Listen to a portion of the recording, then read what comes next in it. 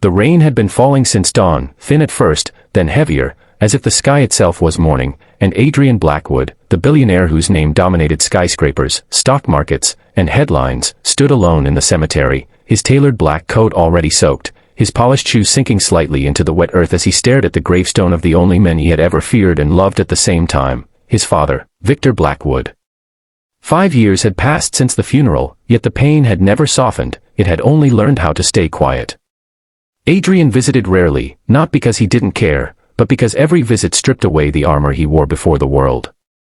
Victor Blackwood's grave was simple, almost modest for a man who had built an empire from nothing, and Adrian often wondered if that simplicity was his father's final lesson, one Adrian still hadn't fully understood.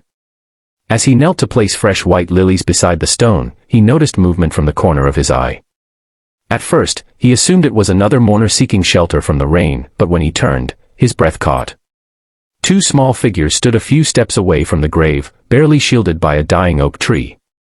They were twin girls, no older than 8, their clothes thin, mismatched, and soaked through, shoes torn, hair damp and clinging to their pale faces. One clutched a frayed backpack to her chest, the other held a half-burnt candle, shielding its flame with trembling hands. They weren't crying. That, more than anything, unsettled him. Children cried. These children looked like they had forgotten how. Adrian straightened, confusion and irritation flickering briefly. This was private ground, private grief, but something stopped him from speaking. The twins slowly approached the grave, eyes fixed not on him, but on the name carved into the stone, Victor Blackwood. They knelt beside it as if they belonged there, as if they had done this before.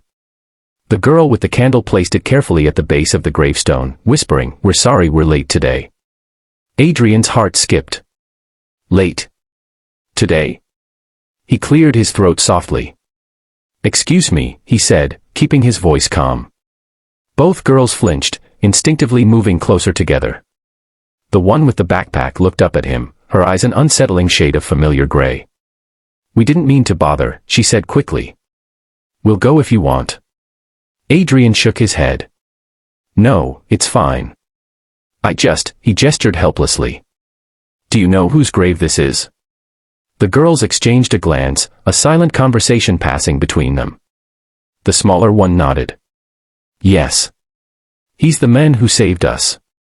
The words struck Adrian like a physical blow. "Saved you?" His father had died 5 years ago. "I'm sorry," Adrian said slowly. "What do you mean?" The older twin swallowed. "When our mom got sick, and we had nowhere to go, people turned us away. Shelters were full. Family didn't want us. One night, a man found us sleeping behind his office building. He was old, but his eyes were kind. He bought us food. He paid for our mom's medicine. When she passed, he promised we'd never be alone." Adrian felt the rain sliding down his face, indistinguishable from the moisture gathering in his eyes. "That man," the girl continued, "came every week. He brought groceries. School books. He paid for a tiny room for us and our mom. He told us stories. He said if anything ever happened to him, we should come here.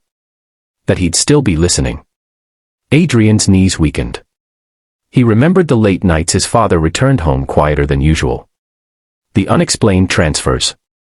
The foundations and charities Adrian had dismissed as PR. Victor Blackwood had been doing this, quietly, anonymously, without ever telling his son. "What are your names?" Adrian asked, his voice barely holding together. "I'm Lily," said the girl with the candle. "I'm Rose," said the other. Adrian nodded slowly, looking down at the grave. I'm his son." The silence that followed was deafening. Rose's eyes widened. Lily's lower lip trembled for the first time. "You're his family." Adrian nodded again. Lily suddenly stood and wrapped her arms around the gravestone. "Then please don't be mad at him," she said, her voice breaking. "He promised to take care of us forever. We know he tried." That was when Adrian broke. Not loudly. Not dramatically. Just a quiet, shattering release as years of misunderstanding, resentment, and pride collapsed under the weight of 2 homeless children kneeling in the rain for a man who had loved in ways Adrian never noticed. He knelt beside them, not as a billionaire, not as a CEO, but as a son who finally saw his father clearly. "I'm not mad," Adrian whispered. "I swear to you. I'm not." He took off his coat and draped it around both girls. "You're not alone," he said, the words trembling with promise. "You never will be again." The rain continued to fall, but something had changed. A legacy had revealed itself, not in wealth, but in kindness passed forward. And as Adrian Blackwood sat between two homeless twin girls at his father's grave, he realized that true inheritance wasn't money, it was responsibility. If this story touched your heart, if you believe kindness should never be silent, subscribe to this channel and stay with us, because stories like this don't just entertain, they remind us who we are meant to be.